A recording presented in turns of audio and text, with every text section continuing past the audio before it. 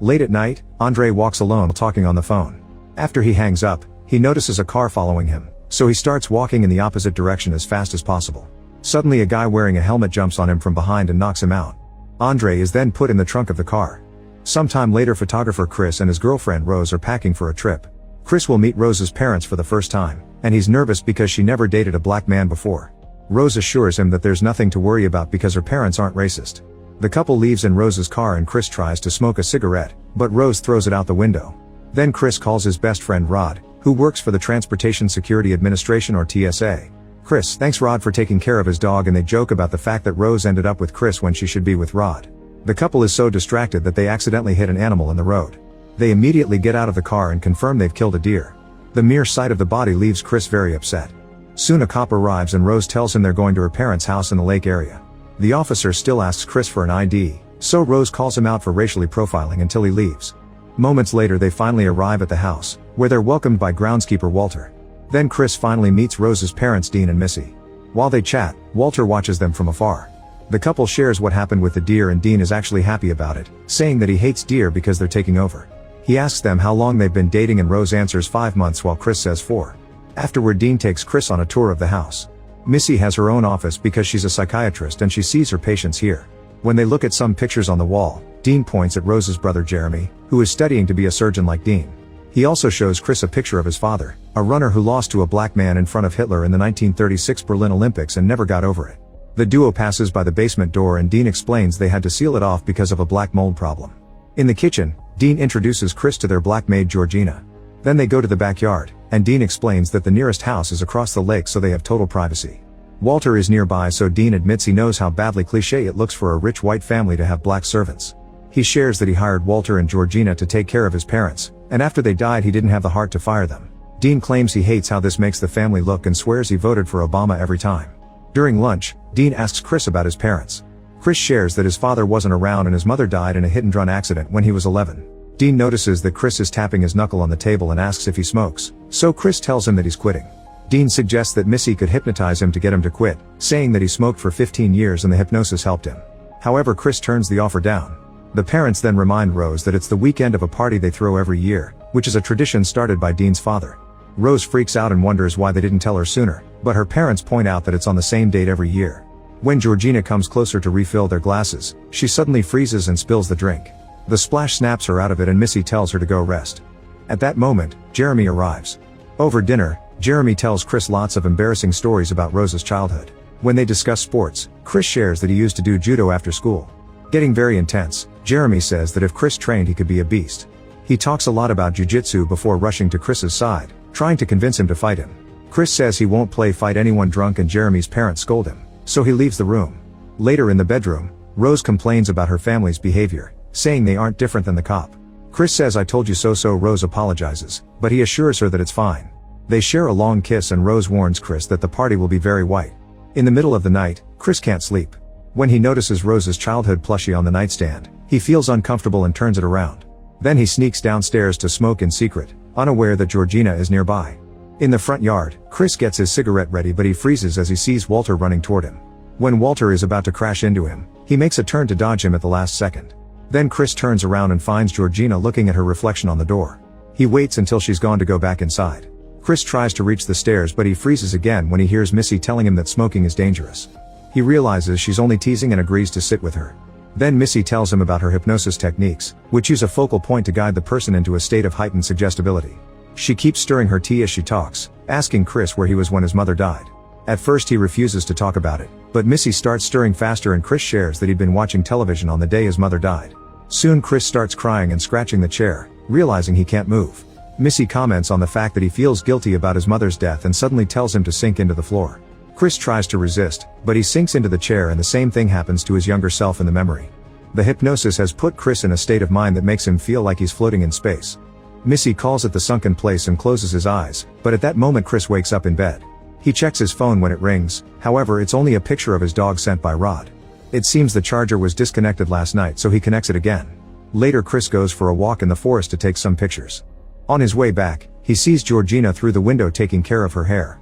He tries to take a picture of her but she turns around, so he pretends to be looking at something else. When he looks again, she's gone. Then he approaches Walter, who is chopping wood and says that this is what he wants to do. Walter thinks Chris is lucky to have Rose, although his laughter is weird. He also apologizes to Chris for scaring him last night and reveals he saw him with Missy, so he asks if the hypnosis worked. Creeped out, Chris claims he doesn't remember because he drank too much. Afterward, Chris searches for Rose and tells her that he thinks Missy hypnotized him. He doesn't remember what happened, but he's now disgusted by the idea of smoking. When it's finally time for the party, Rose introduces Chris to the guests, and all of them have rude comments to make about his race.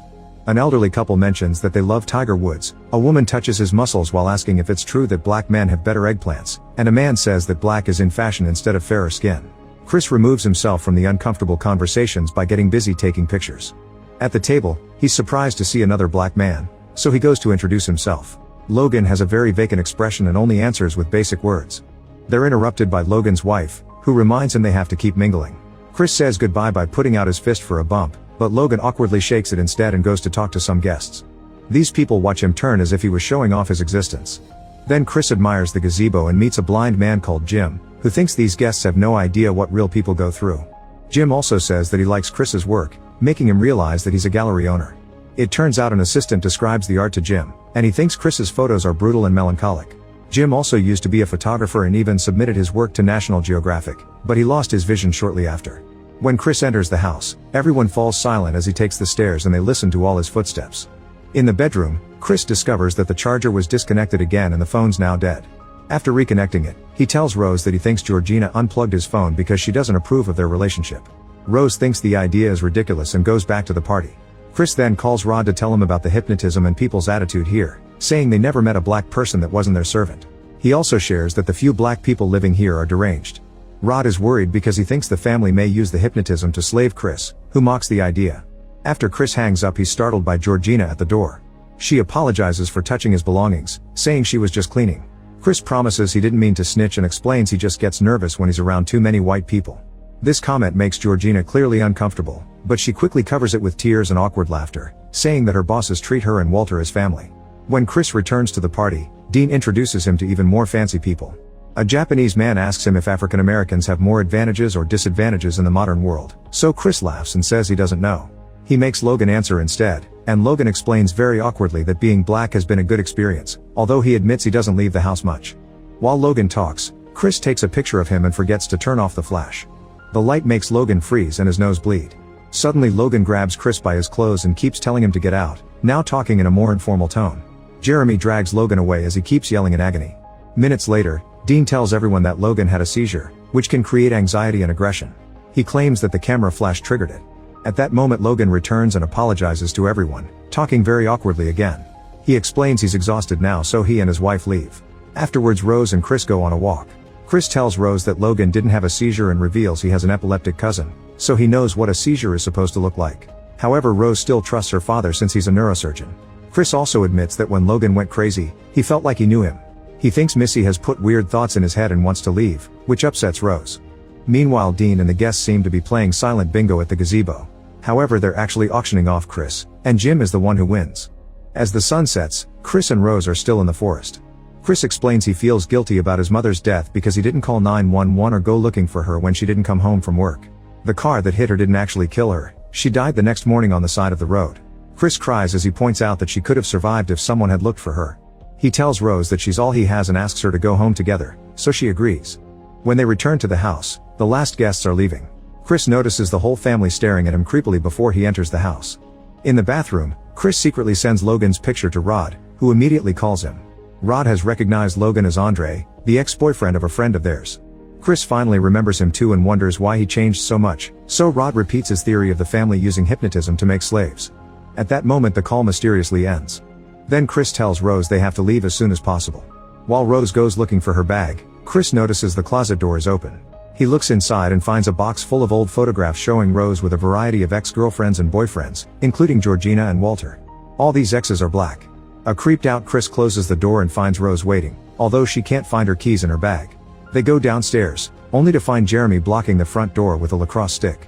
Missy wonders what's happening and Chris says they're leaving, so Rose makes up a story about his dog being sick. While Rose keeps looking for her keys, Dean asks Chris what his purpose in life is. Chris is too confused to answer, so Dean talks about people being gods trapped in human form. Growing scared, Chris yells at Rose to ask for the keys, so Jeremy swings his stick at him and Chris has to dodge him. Rose appears to be crying, but suddenly her face gets serious as she reveals she had the keys all along yet refuses to give them to him.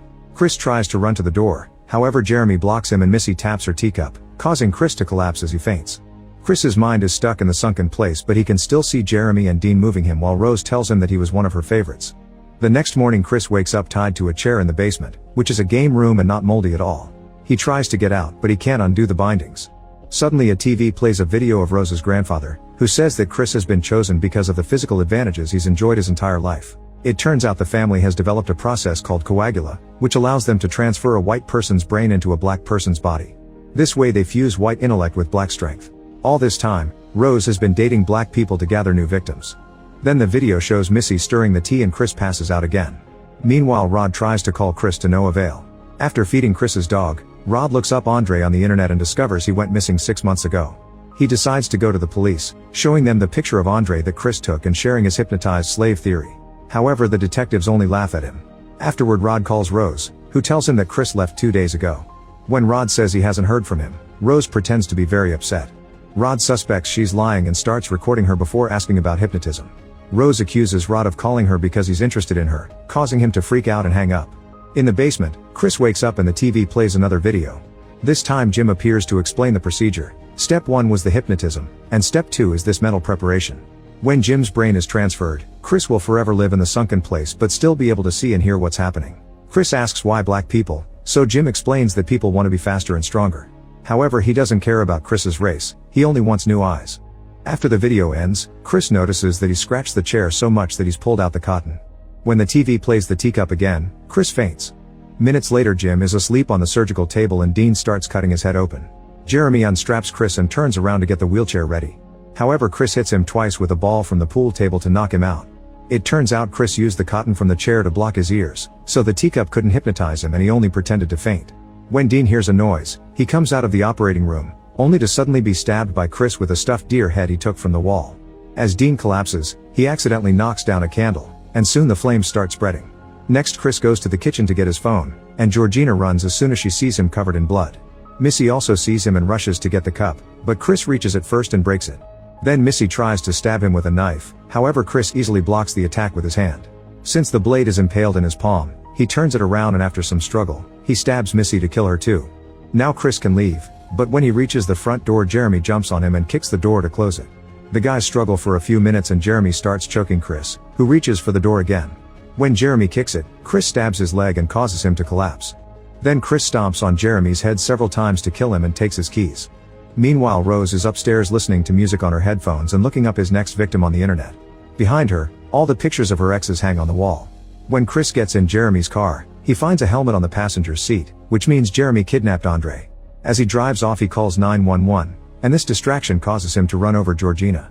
Her scream alerts Rose to the chaos. Seeing the body on the ground causes Chris to remember his mother's death, so he picks up an unconscious Georgina and takes her away in the car. At that moment Rose emerges from the burning house and tries to open fire, but the car is already gone. She whispers the word grandma, revealing that Georgina and Walter are actually her grandparents in new bodies.